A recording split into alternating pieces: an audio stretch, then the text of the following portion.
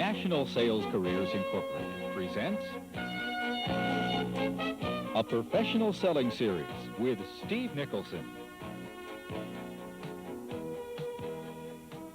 This is the first tape of the series, SalesPath, Successful Sales Strategies.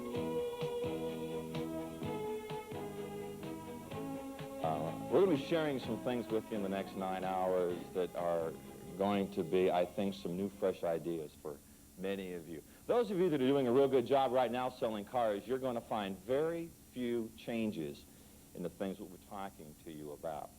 From a psychological point of view, we think the car companies do a pretty good job of teaching most of us how to talk about rack and pinion steering and how to talk about suspensions and how to talk about the velours, but we really don't know how much they've given us to talk about the behavioral communications that take place between people.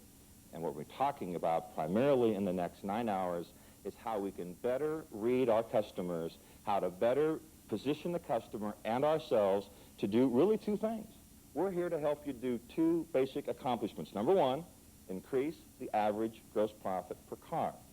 How many of you would like to increase your gross profit per car?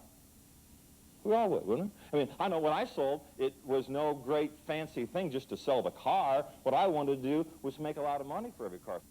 The second thing we're here to try to help you do is to increase the closing rate on the cars we sell. Nationally, NADA tells us the average car salesman is closing less than 14% of all of his customers.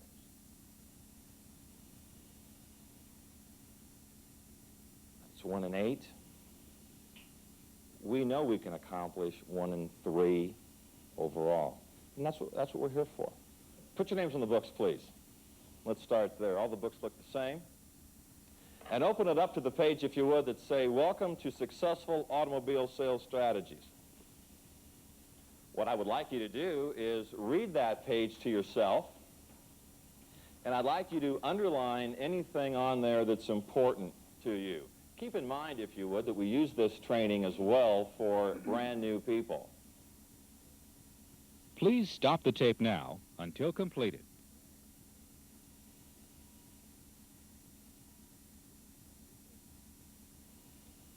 Who has something underlined on this page? Yes, sir. Would you read the sentence to me? You will learn it as you practice the first steps to success. You will learn it as you practice the steps to success. Why was that important to you? Why did you underline that? Because it's something, as it says here, we're not going to learn anything sitting here. We will learn, but we will not feel comfortable with it until we are exposed to it on a one-to-one basis with customers or whatever. Good. I mean, you are all right now successful selling cars with a system, aren't you? But you know, one of the problems with it, and as we talk about taking good people to become great people, much like we talk about making NFL football players Super Bowl status, it's the ability to refine some of the fine points. You see, one of my challenges is I'm often taken into a dealership on a Saturday afternoon and they say, okay, Steve, we'd like you now to take some of the TOs and some of the people that won't buy. Well, some of those deals I get thrown into, I believe if I had a white robe and a cross, I couldn't put it together. Anybody know what I'm talking about? So what we're trying to do is at least say that I know where you are and you know where I am. So we can together understand where we're trying to go here. This is not a track in terms of selling procedure. This is a path by definition, and a path has some variances in it, and I created a path because I know that the average intelligent salesperson doesn't need to have canned approaches. Would you all agree with that? I think the average intelligent salesman simply needs to be reminded that there is a direction. I needed to be reminded of the direction. There were some times when I would let the person say to me, I want to think it over. And there's times when I'll stand in front of you and say that I let them, when I know I shouldn't have. And we've all done that, haven't we? And that's part of the ongoing challenge of raising that closing ratio. Good comment. Who else had something on that first page? Yes, sir. It must become a habit. Must become a habit. Why'd you underline that? Because I think a lot of times we feel as professional salesmen that we know all the roads and we know the right things to do, but we just don't do them. Good point. You do some things now by habit, don't you? I mean, if I say to you, I'd like to think this over, sir, as a customer, I mean, you say some things, don't you? Or if I say, I want to go talk to my wife. Did they ever say that in Marion, Indiana? If I say that to you, don't you now instinctively think of some things or not? I bet you do. I mean, certainly the great heart surgeons of the world, when they get in there, they know what variables they might encounter, and they know what vessels and what arteries to clip, regardless of what they encounter. That's what we're talking about. The more ammunition you've got in your war bags, the better off we're going to be able to close more people for more gross. Who else had something on this page? Fine, let's turn the page. You know, one of the things that's important to me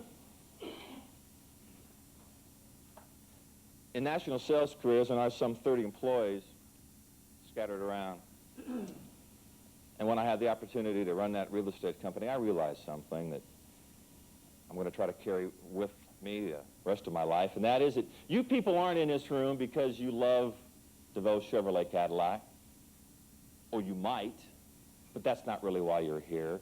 And you're not really going to want to do these things because I want you to, or because Jack or Bill wants you to. You're going to do these things for you, when they make sense to you.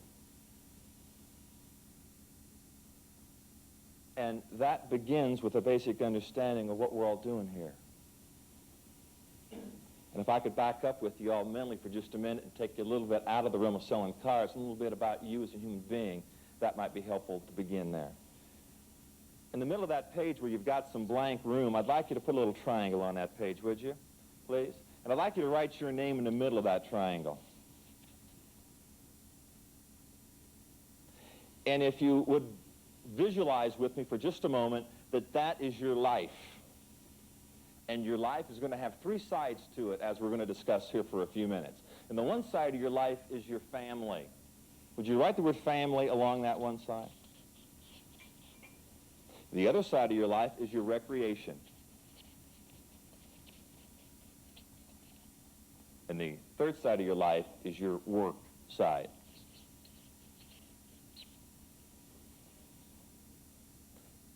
I mean, of all times of the year to be talking about family, I guess we all just finished some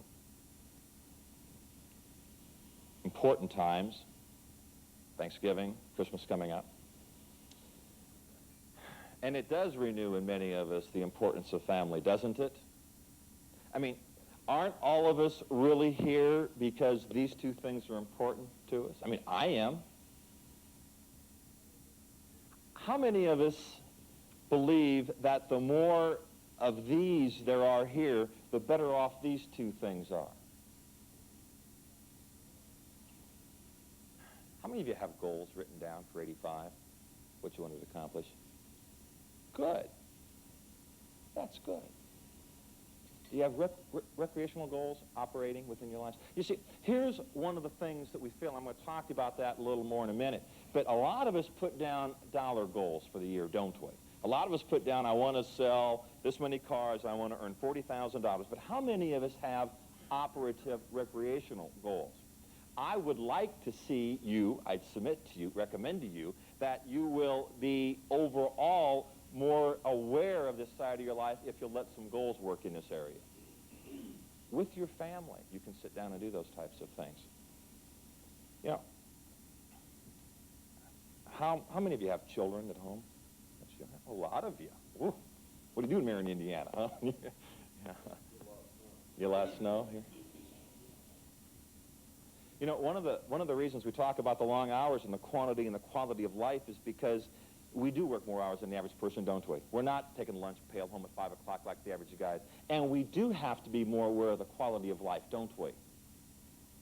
Wouldn't you rather come home and take your kids, even if it's for 20 minutes, and pick them up and play with them, than come home at 5 o'clock, open up the six-pack of beer, read the newspaper, and then forget about them? I mean, That's more important to me, isn't it to you? The balance within our lives is important. It's true faith.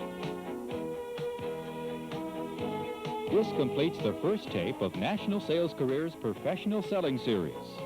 SalesPath, Successful Sales Strategies.